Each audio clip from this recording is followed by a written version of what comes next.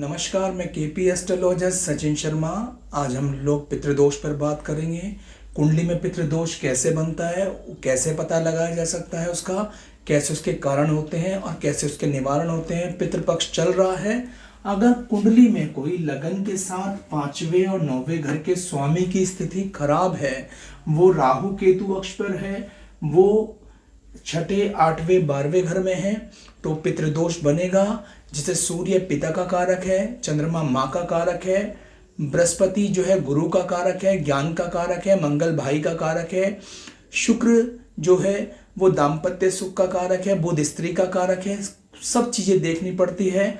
शनि जो हमारे बुजुर्गों का भी कारक है, हार्डवर्क और लेबर का कारक है। पितृदोष कैसे बनते हैं कि अगर कुंडली में, जैसे ये मेष लगन की कुंडली है और यहाँ का स्वामी सूर्य है और यहाँ का स्वामी बृहस्पति है, 5वें घर का सूर्य है, नवम घर का बृहस्पति है और लगन हमारा मेष हो गया, मेष का स्वामी मंगल हो गया, क्योंकि 9th हाउस जो है वो पिता को दिखाता है, 5वां घर संतान बुद्धि विद्या है।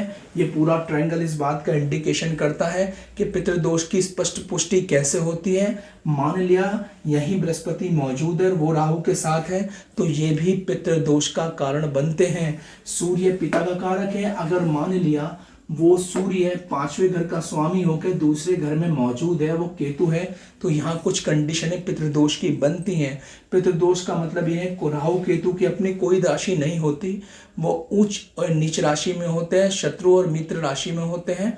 तो हमें देखना पड़ता है कि कुंडली में राहु केतु की स्थिति कैसे बनी हुई। जैसे लगन के साथ 5वें और 9वें घर के स्वामियों की स्थिति खराब हो, वो राहु केतु अक्ष पर हो, 6ठे 8वें 12वें घर में हो, तो ये बहुत बड़ा पितृदोष है। मान लिया इस कुंडली में, जैसे मेष लगन की कुंडली में बृहस्पति 9th हाउस का स्वामी हो के 8वें घर में हो या 12वें घर में हो, 6ठे घर में हो, तो ये पितृदोष का निर्माण करेगा। हर कुंडली में इसी तरह से एनालिसिस होते हैं। जैसे बृहस्पति जो है वो गुरु का ज्ञान का कारक है। कुंडली में कोई भी लगन हो, 9th हाउस जो है वो पिता को प्रदर्शित करता है, पिता को दिखाता है, 4th हाउस माँ को दिखाता है और 5th हाउस आपके संतान बुद्धि विद्या सबको दिखाता है। अगर मान लिया यहाँ का स्वामी सूर्य है, वो भी 6ठे 8वें घर में या 12वें घर में राहु केतु अक्ष पर है, तो ये पितृदोष का निर्माण करेगा। कुंडली में कोई भी ग्रह हो केंद्र त्रिकोण के स्वामी, जैसे सूर्य मैं कह चुका हूँ पिता का कारक है, चंद्रमा माँ का कारक है, ये 6ठे 8वें 12वें घर में हो, राहु केतु अक्ष पर हो, तो ये पितृदोष का निर्माण करता है।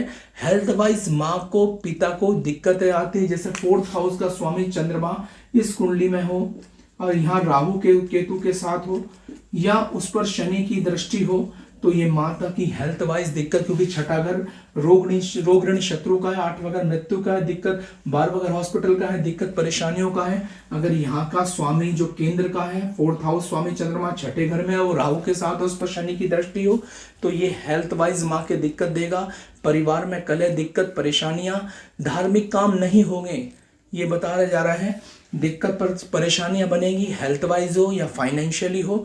हम कुंडली में कह चुके हैं कि जैसे सूर्य पिता का कारक है, चंद्रमा माता का कारक है, 9th हाउस पिता को प्रदर्शित करता है, 5वां घर संतान बुद्धि विद्या इनको प्रदर्शित करता है।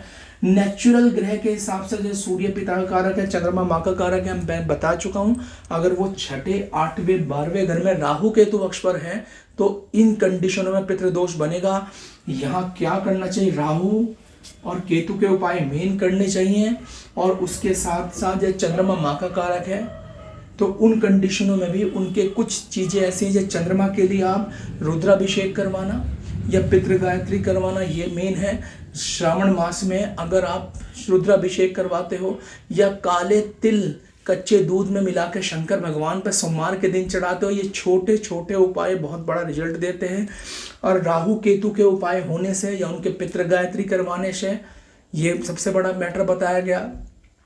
पितरों के लिए नारायण बलि की क्रिया मेन है, जो हरिद्वार में भी होती है, गया जी बिहार में भी होती है।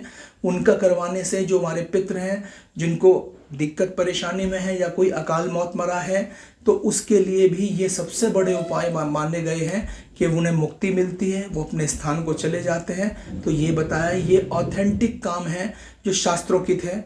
तो हम पहली क्लिपिंग में ही बता चुके हैं कि पितृदोष कैसे बनता है। ये पितृदोष की रेमेडीज के लिए बताया गया कि राहु केतु अक्ष पर आने पर छठे 8वें 12वें घर में होने से, या कोई ग्रह अपने से छठे 8वें 12वें घर में है, राहु केतु अक्ष पर है, तब भी पितृदोष का निर्माण करेगा, क्योंकि वो त्रिकोण का खराब होना पितृदोष के लिए मेन है। हमने बता चुके हैं कि सूर्य पिता कारक है, चंद्रमा माँ का कारक है, कोई भी लगन हो, 9th हाउस पिता का है, 5वां संतान बुद्धि विद्या का है, संतान का है, 4था घर माँ का है, 10वां घर आदमी का कर्म है, 11वां घर हर चीज की इच्छा पूर्ति है। ये हम पहली क्लिपिंग में, पर पितृदोष की जो बात चल रही थी हमने उसे क्लियर करा कि इसके लिए पितृ गायत्री है।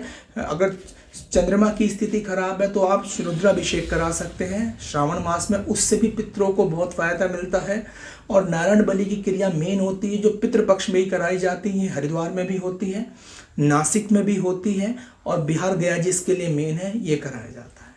और कुंडली को देखने में पता लगता है किस तरह के पितृदोष बने हुए हैं।